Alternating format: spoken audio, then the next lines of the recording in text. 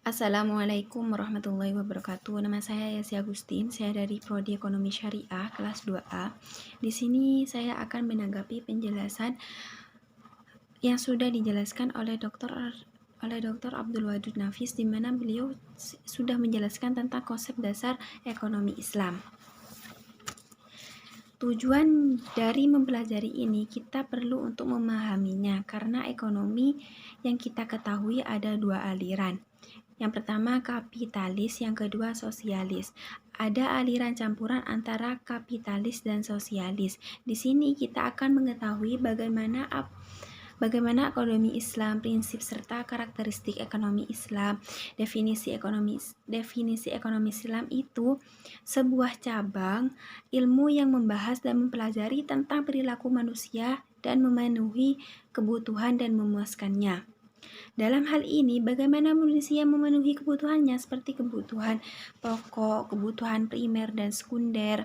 Definisi ekonomi Islam adalah ilmu yang membahas dan mempelajari tentang perilaku manusia dalam memenuhi kebutuhannya dan memuaskan untuk mencapai falah berdasarkan pada prinsip dan nilai Al-Quran, Sunnah, Ijma, dan Qiyas.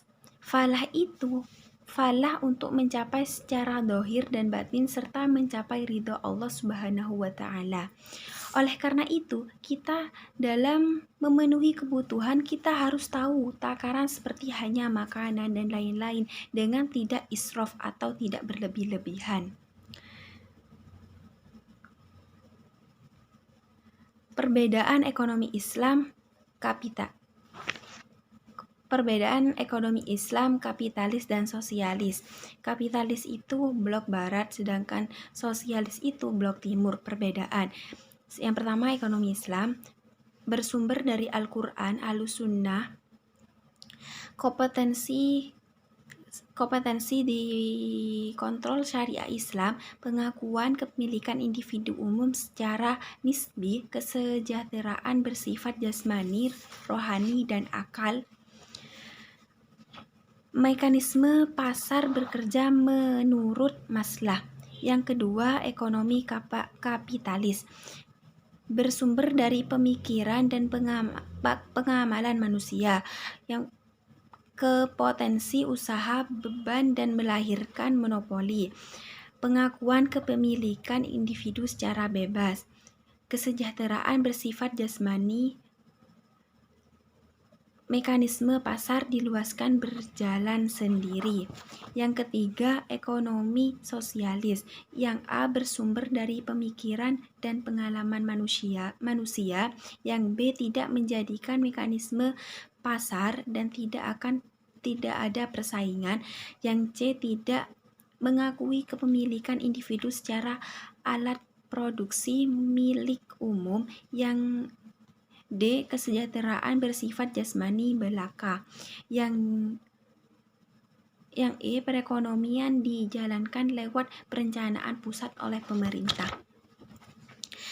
Sumber hukum ekonomi Islam. Sumber hukum ekonomi Islam, Al-Quran. Yang pertama Al-Quran, yang kedua Ahlussunnah atau sabda Nabi, yang kedua Al-Ijma atau kesepakatan ulama, yang ketiga Al-Qiyas atau menyamakan sesuatu yang tidak ada dalilnya dengan masalah yang terdapat dalilnya. Yang kedua dasar-dasar ekonomi. Yang pertama tauhid, keesaan Allah, as-siddiq dan amanah, kejujuran dan tanggung jawab, mengaku hak milik individu dan umum, adalal, adil, at-tawazun, keseimbangan, ataun, tolong menolong. Yang selanjutnya, prinsip ekonomi Islam yang bebas, arti mahrib, maisir seperti judi. Yang G, ghairor seperti tipu menipu.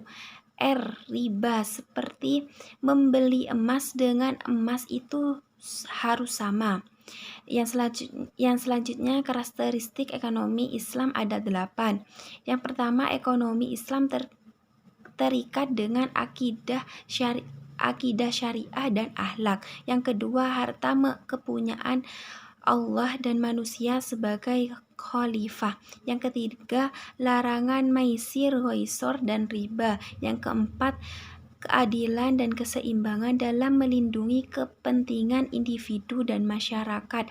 Yang kelima, keseimbangan antara keruhanian dan kebendaan.